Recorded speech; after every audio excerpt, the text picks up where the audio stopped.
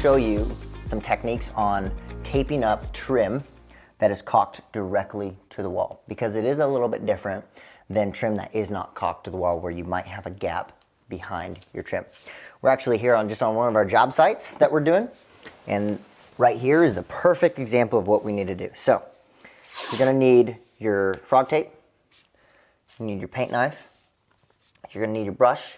You're also gonna want either, what I have here is some clear sealer. This is just a clear coat that would go over any stained door, stained trim, things like that. So when it dries, it's completely clear. Or you need the same paint that was used to paint your trim. Either the same paint or the clear sealer will work.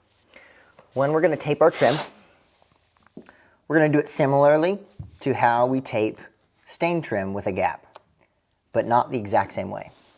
I'm gonna get this started here.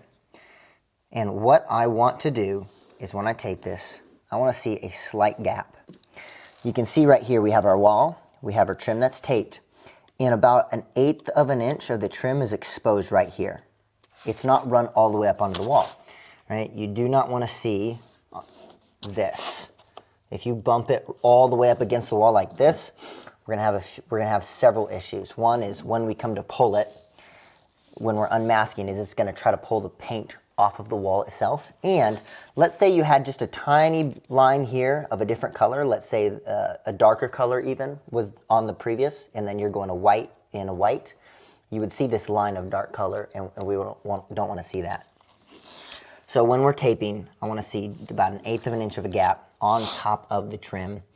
And the reason we do this as well is if you taped up on the wall a little bit and then you walked away from your wall and looked at it, if we're running up on the wall, we're gonna see this little bit of a wave. But if we come back just a little bit and you stand back and look at the line where your trim and your wall is, it's gonna be perfect. So just about 1/8 of an inch. Again, I don't wanna be all the way up against the wall. I also don't wanna be this far back, right? If I have the whole top edge of my trim exposed, this is just too much. That's not gonna look good. We still wanna be nice and close to the wall, just not run up on it at all.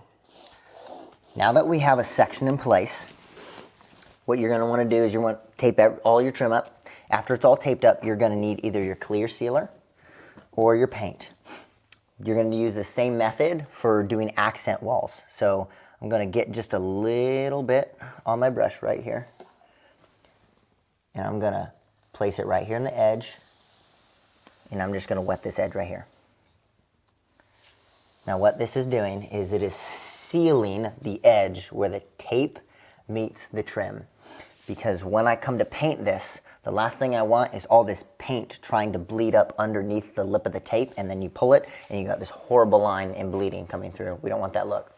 All you have to do is do this one last step here. Just you go back and forth once or twice, let this clear sealer dry, and then you're good to go to paint over this.